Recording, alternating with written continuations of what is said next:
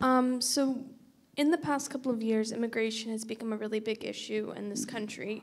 And on both sides of the borders, on the Latin American side, you have young people migrating up, trying to escape very volatile and dangerous situations.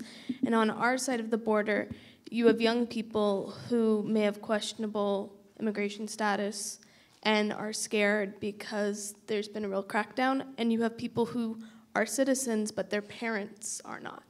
And so we've had massive waves of deportation, and that's left a lot of people in very vulnerable situations.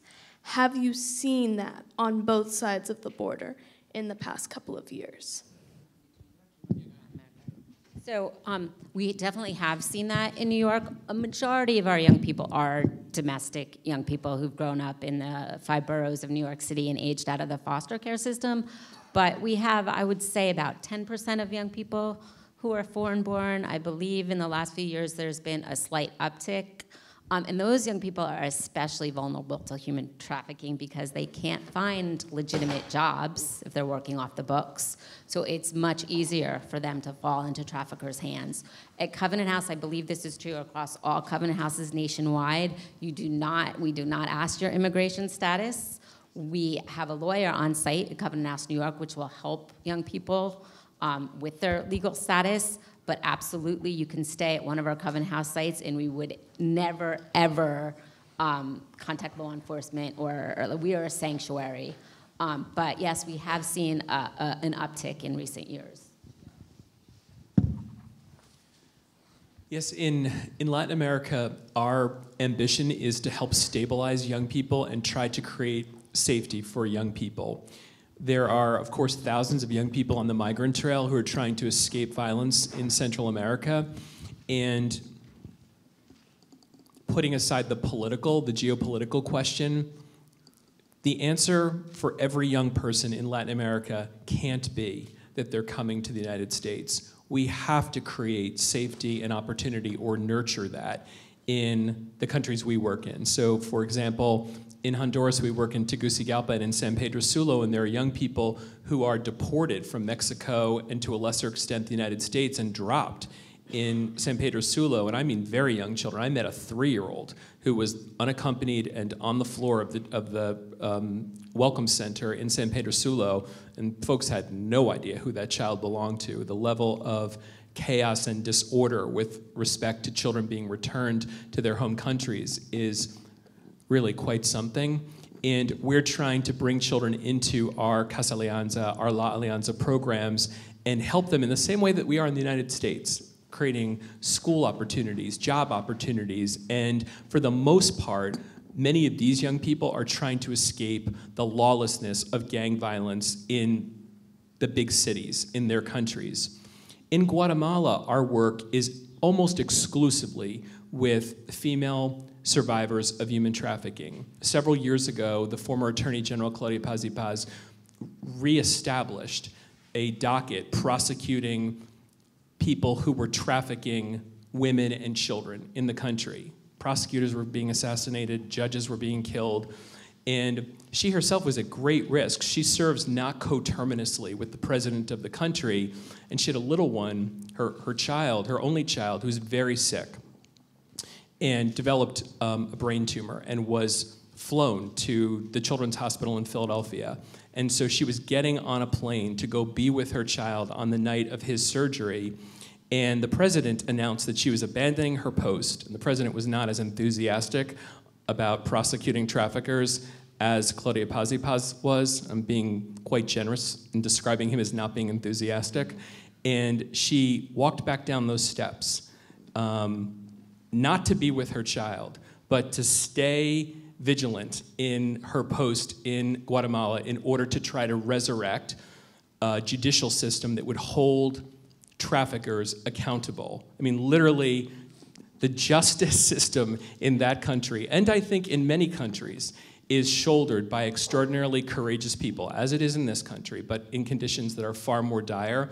And so we have lawyers in each of our Casa Alianza programs, as we do in many of the programs in the United States, who are supporting victims as they're testifying, whether that's in Vancouver, Toronto, New York, Managua. We also co-prosecute cases against traffickers in Guatemala, in Managua. So we're trying to have as many ways into the fight as we can in order to bring accountability to those who buy and sell children. Kids are not for sale, but tell you, that rule is largely respected in the breach in many parts of the world, including in the United States, where we work. And the only way through that is for more of us to put a white-hot spotlight on the despicable exploitation that is too typical in these countries, and then help survivors tell their stories one by one by one. I think that is how the world changes. We are the difference. We stand in the breach between the world as it is and the one that we long to see. It is us. We are the difference. Government won't change this. We have to change this. We have to make it so critically taboo that no one thinks it's okay to buy and sell children. And while everyone here tonight might think that that is a political or social norm in this country, how could that possibly be true if 1 in 5 of the young people just coming in the front doors of our programs are being bought and sold? It isn't. It isn't a normative taboo in this country. Kids are still being bought every day, and we together have to hold people accountable. That is why I and my colleagues are so fiercely opposed to decriminalizing this behavior, because it sends a signal to the world that this is okay.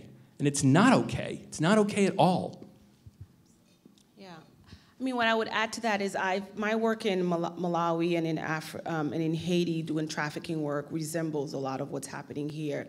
That young people in desperate situations, children in impoverished areas that have no law, no structure, are vulnerable, and there is and they will escape. People, we're made to survive. That's just embedded and threaded in human capacity, that we want to survive. So I think there's a lot for a parent to have to sacrifice and give their child for the hope of them coming over to be safe, but yet they're more at risk. In fact, the young woman that Jayne mentioned earlier, one of the young women we've worked with is from LA, but originally from Mexico, and we've been working with her to get her immigration status. I think DACA, is it? DACA, right? So we have this all the time. We've also had, in the last 5 years, at the very least, I could think of 3 young women who came from Northern Africa and 2 Southeast African countries that were here illegally trafficked, and we had to figure out how do we support them. So it's embedded in the work, and I think when you add on, you know, like I was talking about all the different systems, the immigration itself is another system that we do see that impacts the vulnerabilities and the trauma of the young people we serve. Thank you so much for the work that you're doing and for the conversation tonight. You spoke a lot about, or we've heard a lot about, girls and women as victims of human trafficking. And so if you could talk a little bit about the demographics when it comes to human trafficking, and also that decision to use the word victim rather than survivor. Thank you. I use survivor, but you all use victim. Yeah. We interchange between victim and survivor, and we have, at least at Covenant House, we have had some male survivors of victims as well. Engaging and working with males look very different than it would with females or girls or female-identified youth. Trafficking experience for males also have a whole different language because their experiences are slightly different. We had a young man who engages in same-sex trafficking, sex work, but yet identifies as heterosexual. So there's all of these different sort of things to consider when it comes to male, but I think in terms of victim and survivor, it's interchangeable. I mean, we don't use this language with the young people at all. Yeah. We use whatever language they use, and it's almost never trafficking victim or, frankly, survivor either. Yeah. It's so whatever language they use to us is the language we use with them. So it's different when we're talking amongst ourselves, and I think it changes. Law enforcement uses the word victim because they're the victim in their case. So we change our term basically depending on who we're talking with. And a lot of our young people are still very much in the thick of it. So they're still under a pimp's control. So they're kind of victim on their way to survivor. The young man question is trickier because I believe that a lot of young men are being trafficked, but we have a harder time identifying them. They're not answering as positively as much on our screening tool. When I was involved in the Covenant House New York study, I interviewed a lot of young men, and I was fairly confident that they were trafficking survivors, but they were not. For a young man to admit that anyone could ever force them to do something that they didn't want to do was very difficult. So the team has spent a lot of time on trainings and webinars. I think we have to change the entire screening tool and entire services that we offer, because we find that young men, either they don't want to identify, or if they do, they're choosing not to engage in our services. That's not true across the board. We see a few every year, but I'm confident that there are more than a few, and no one really knows the real numbers. It's a harder stigma, which we have to break, for a young man to admit that they've been through any sort of coercive or exploitive experience. It takes more time to get them to identify. And we have largely been talking about stories and anecdotes, but for those of you who are interested in thinking more or reading more about this empirically, we participated in the largest studies ever undertaken on the prevalence of human trafficking among young people confronting homelessness. So in 13 cities, 911 young people were interviewed by researchers from Loyola in New Orleans and the University of Pennsylvania. And those studies are on our website, and what's very interesting to us, among other things that activated some of our practice, isn't just the female-male breakdown, but how quickly young people were approached about an experience of human trafficking. So I think it's 41% of young people who identified as having survived at least an episode of human trafficking were approached by typically a pimp within 24 hours of being on the streets without shelter. It shows you how high the stakes are in this ground game in getting young people into safe shelter and trying to reduce their susceptibility and vulnerability, which frankly is why I don't think we will ever be able to eliminate human trafficking until we end youth homelessness. Because as long as there are young people who are facing homelessness, are lonely, and are hungry, they're going to be turning to folks to help them to survive. And some of those folks don't have those young people's best interests at heart. I want to add also, in terms of us referring to girls and young women, a lot of the funding that we have is for female-identified youth. So that also means transgendered youth. And we actually, our first Aspire resident was a transgendered young woman that we have. So a lot of it is our funding, and when we realized we had a few male identified, we've been trying to figure out, well, how do we get more funding? A lot of this is about funding, right? So if we don't have the funding, we can't explore, research how to even engage the young men, even though we have within the capacity that we have at Covenant House, but a lot of it is grant and funder driven.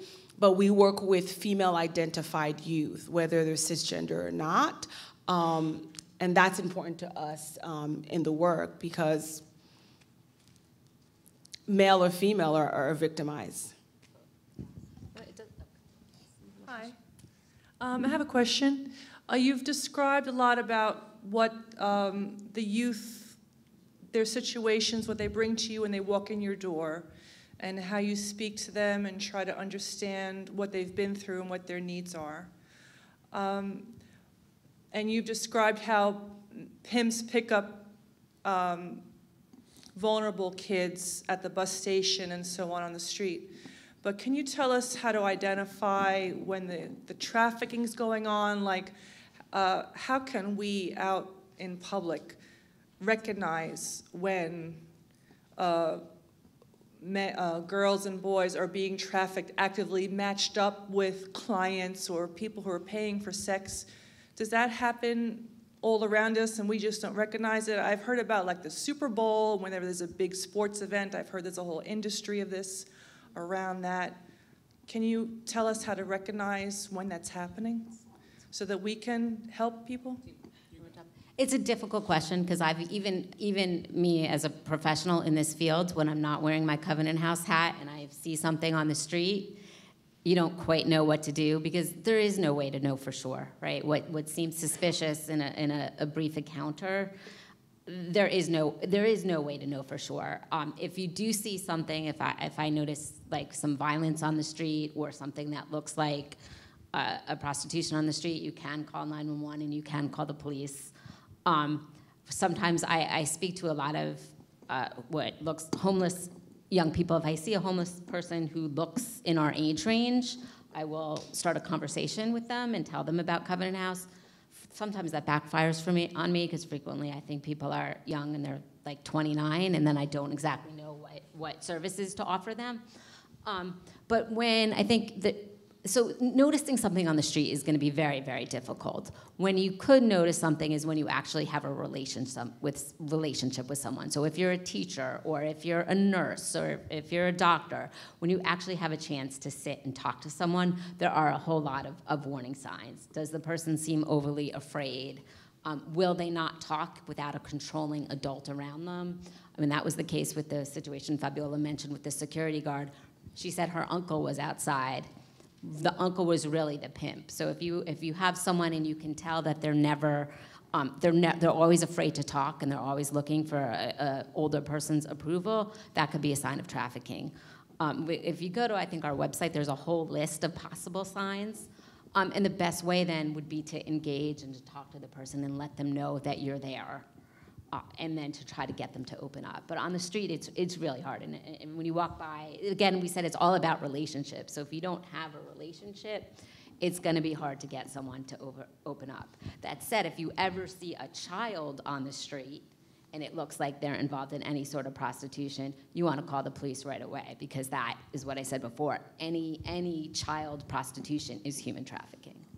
You also don't want to put yourself in any kind of danger, right? Because an exploiter can be dangerous, or you might be entering a situation that you will not know how to manage. But I think some of the red flags, as Jayne mentioned, is if you see a young person with someone that seems to be forcing them, there's a clear act of force or manipulation to do something. They seem to be wanting to escape. You wanna kind of gauge before you jump into anything. But I think in the streets, in a public space, it's what you would do if you, I mean, I think sometimes my husband's always like, you need to stop because I want you to come home. Because I'm like, if I see someone, I'm like, I'm just gonna stand by the side and kind of watch so I can assess what's happening, and do I need to get involved or just walk away? That's what I do sometimes.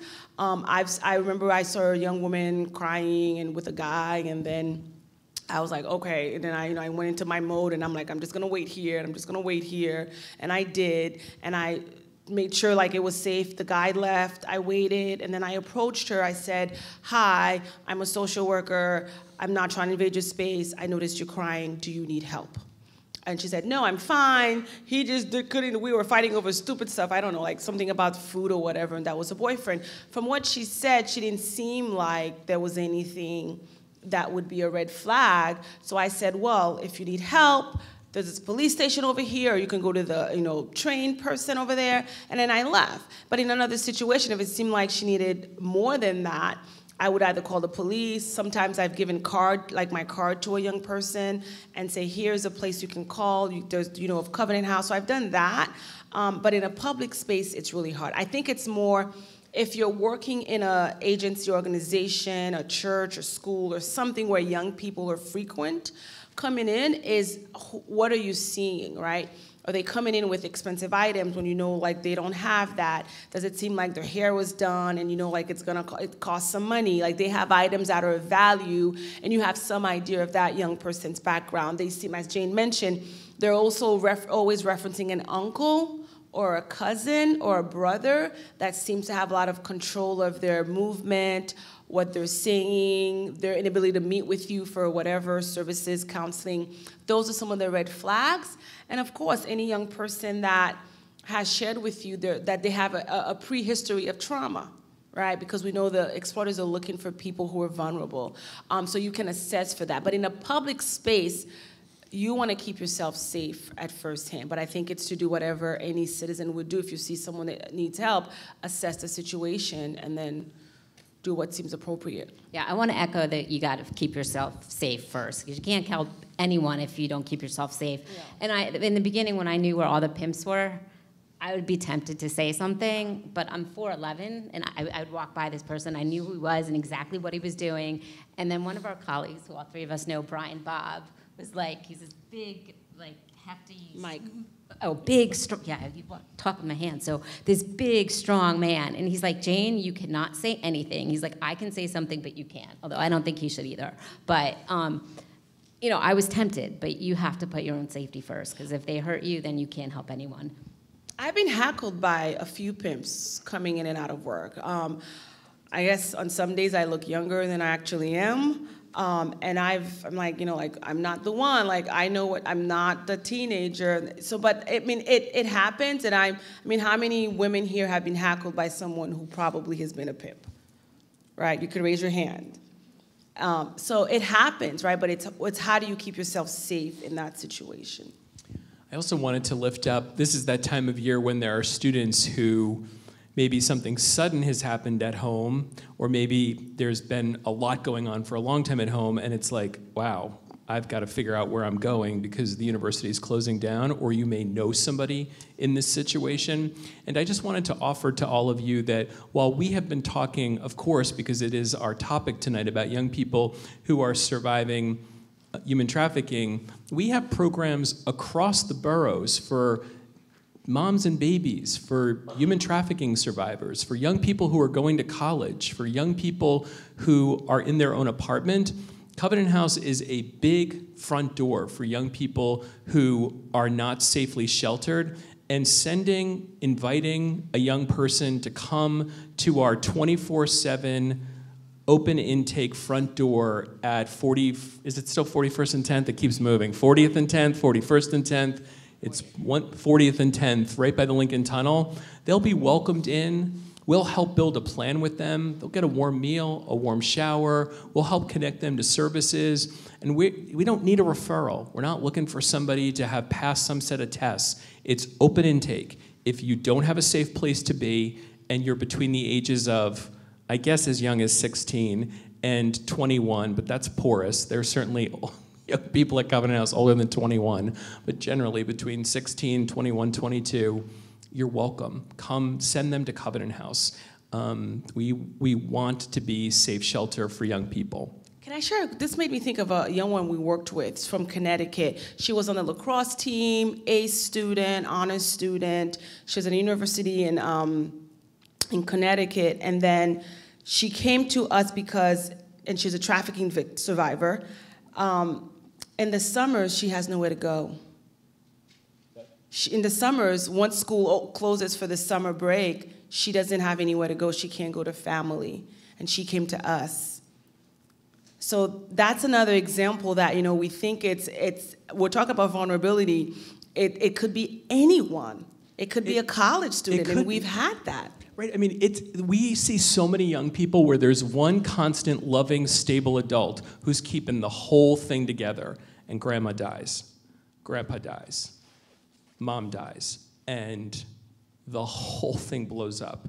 And that can happen to you when you're 14, it can happen to you when you're 50, but when you're 14, 16, 17, 18, 19, you're so vulnerable. And we see that all the time, especially with young people, as you were saying, who might be on their way, right? They might be off to college, and then something terrible happens at home, and suddenly the whole thing has fallen away on them. And we are here exactly for that. We want to be company, we want to be that bridge, we want to be that safety net.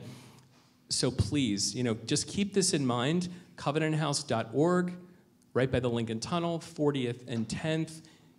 Invite young people to come. That door is never closed, always open. They can come at 3 in the afternoon, 3 in the morning. They're going to get the exact same welcome. Does anybody else have any questions for us? Yeah. Hello, my name is Carly. I'm coming from France. I used to be a dancer and a model. Grandmother fell sick, Alzheimer, got to pay $4,000 a month for her. I became an escort. classy, rich men, easy. One night, one of them almost beat me to death. I try to forget that. One day, I'm on the road and I see girls, young girls coming from Romania. They don't speak French, they have no passport, and they are burning in the sun waiting for a client. And I say, that's enough. Ever since, I'm traveling to take care of those girls, and I'm happy to meet you tonight. I arrived in New York with $17 in my pocket, nothing more. First day I arrived in New York, I went to a pawn shop to sell my great-grandmother necklace. And I found a great guy, a prince. He said, oh my God, you're so brave. I offer you a room. I offer you a job. He take me to this house in Queens. A few hours later, he come back and he showed me his dick. There is no prince, girls. There are just men waiting for you to be alone and take advantage of you. And this is true. You have to be safe. You have to be careful. You have to be smarter than them. I'm 34. I'm not a child, but they try again because they see when you're nice. They see when you're alone. They see when you're in need. And you have to be strong. And as one of my dear neighbor in Queens say, you have to be a motherfucker. You have to be, yeah, it's not pretty, but you have to be very strong in France, in the US, in Guatemala, wherever. And same for the guys. Never stay alone. You have many people, nice people like them, the police. You have friends. You're never alone. Never give up. Thank you. Thank you. Well, thank you for sharing your story with us. And the desperation is real. And maybe some of us have never been there, maybe some of us have, but when a young person find themselves desperate and alone, everything and anything is possible. And with that, hope becomes impossible. And that's why Covenant House and the work we do becomes a place where we can replant the seed of that. I never assume that I'm giving that, but I'm hoping that I at least can plant a seed to help a survivor, a victim, believe that hope is possible for them. I've heard so many stories of desperation. I've heard so many traumatic stories that I wonder, where have we gone?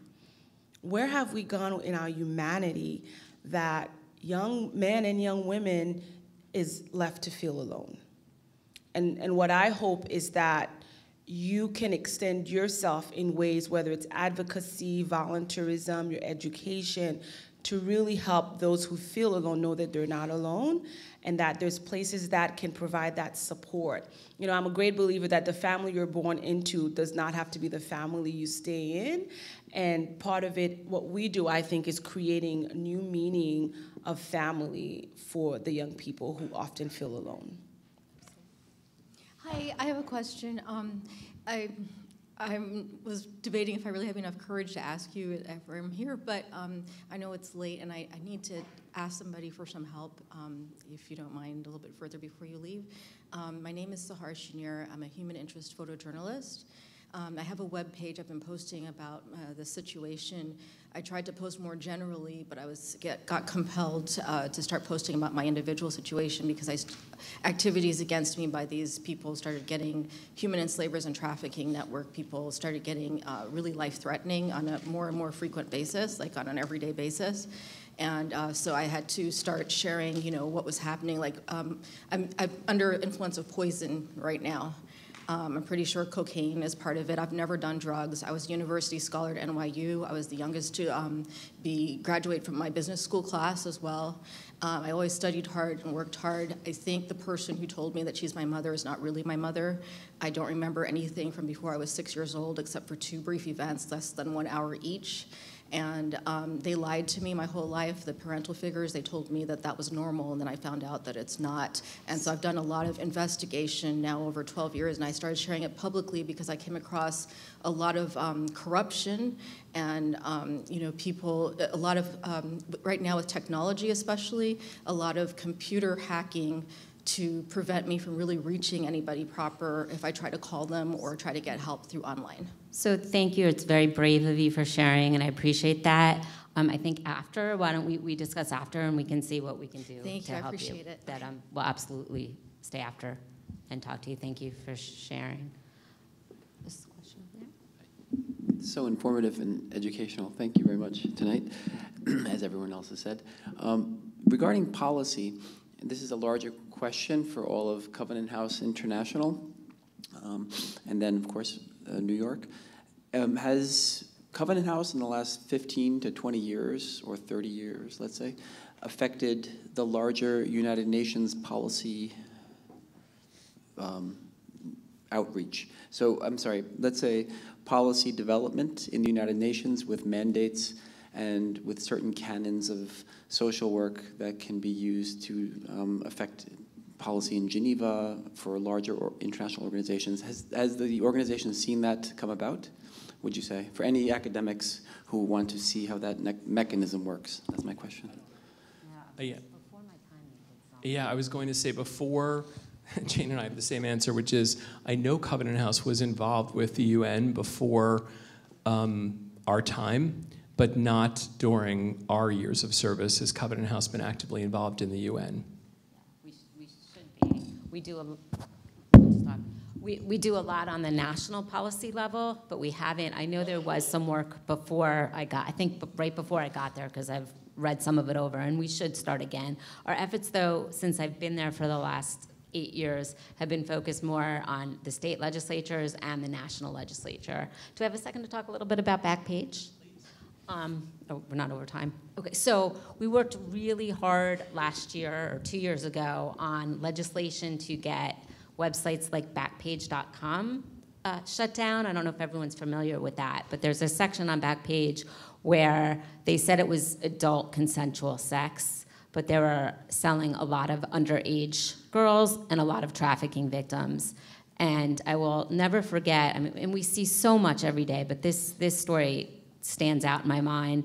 Our first cohort of young women in our safe house all were sold on Backpage, either underage or against their will or both. And one young woman told me, she said, my entire trafficking experience was a living hell, but the worst time was when her pimp would feature her on Backpage. She explained that the way it worked at the time was Backpage was free, but you paid, the pimp could pay more to have you as the girl of the hour or the girl of the day. And when he did that, her cell phone would blow up and there'd be 500 calls, and she was expected to answer every single one of them and sleep with every single one of those callers. And she begged her pimp to take her off that site, and then he beat her up. So we were kind of as passionate as we are now about the Nordic model. We were passionate about getting sites like Backpage shut down. They had been sued criminally, civilly, and Backpage was winning every single lawsuit because of it's a little technical, but because there was a law that when the internet first started made a lot of sense, which was that internet providers should not be responsible for third-party posters. So, for example, if I were to get on Facebook and say, I want to kill someone tomorrow, that's not Facebook's responsibility, and that makes some sense. But when Backpage was making upwards of $112 million every year and intentionally scrubbing the ads, like they would see, when they see the word like child, they would change it to fresh. Or like, so Backpage was very complicit in this. So we went to DC, our entire trafficking team, I think several Covenant House sites went, our survivors went, and the law was passed that shut down Backpage and other websites like it. And we're hoping to do the same thing with the Nordic model. So one ask I have of all of you here today is the Nordic model is going to require a legislative push, and we're going to have a lobby day in Albany.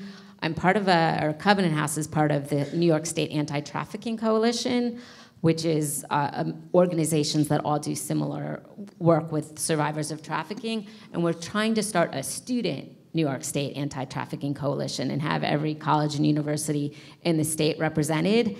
And together we can all go to Albany to fight for this Nordic model. So I gave a few of you my card earlier today, but anyone else who's interested, I'd love to talk to you after because we'd like to get some of you to join that task force. Hi. And that kind of goes off of, or I want to piggyback off of what you just said. It's so clear that you guys are just so passionate about what you do, and thank you so much again, like everybody said, for coming and really inspiring us all. Is there a way, I know there's probably a lot of confidentiality issues and things like that, that students can get involved? There's a lot of volunteering that I know some programs require it, my program requires it. Can we get involved in Covenant House on a volunteer level? Yes, yes, yes, yes, yes, yes, yes.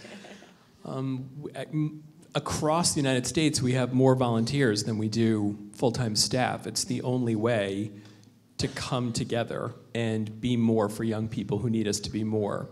So in the immediate term, can you just imagine there's 250-ish young people at Covenant House, New York, infants, toddlers, their teen parents, teenagers who are displaced and unaccompanied, and Christmas morning is coming. Most of those young people will be celebrating that, some for the first time, and we gotta wrap presents. So folks who wanna show up at the shelter and be Santa's helpers for hundreds of young people, some who will be showing up on Christmas Eve, so we don't always know who's coming. This is a time of year where I just wanna say, please come help. And I wanna figure out how to be organized about this and not have all of you contact. How about it, Father, could I give your staff the contact information so that folks who are interested, give me a little direction here. If I give it to you, will you be able to distribute it to folks, or what's the best way for me to share the contact information for our volunteer department? We have the Vincentian Center site, and they can see that on the information on all the advertisements that we do. Okay. So if they contact that, we try to... Great. So on the Vincentian Center site, we'll list our contact information, but most helpfully, I'll try to get you the actual wrapping party dates, the baked cookies with the kids' dates. So this is all stuff in December, and I know a lot of you have a lot going on this month. So beyond this, there are lots of opportunities to do work here in New York City with young people, and beyond volunteering at the shelter, which could be painting, or it could be organizing the clothing room, or it could be tutoring young people who are struggling in math or reading. So there's so many different things that you could do to help young people at Covenant House. Beyond that, Covenant House also facilitates student sleepouts across the United States, but also particularly here in New York and New Jersey, where university, college, and high school campuses come together. This is not pretending you're homeless, because that's not what this is, but it's a night of witness and solidarity and vigil to help bring attention to the fact that there are young people, the age of many people in this room, who are facing homelessness. So that's something you can actually get on our website too, and you could host a sleep out. I know there's something like that here. That's a great idea. Yeah. We have a great, phenomenal summer internship program where I think it's 8 weeks or so, and every student that I've talked to, it's students from colleges across the country, have all told me that they've learned so much and they absolutely love it. Do you know when they have to apply for that? By the end of January.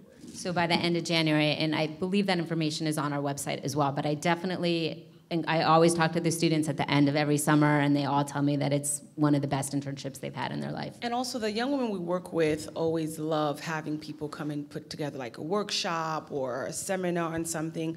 A lot of them are also interested in college and entering college, so they would love to hear from you about your experience or struggles about college life. So I think it's sharing and developing and communing in that way also as other ways to volunteer. Yeah, and it all goes through except for the internship, which goes through another department, which you'll find on the website, it would all go through our volunteer. Yeah. So I'm going to call our time together to a close. It's been very good listening to you, Kevin and Jayne and Fabiola. Thank you very much for the work and the information that you've provided for us here. With regard to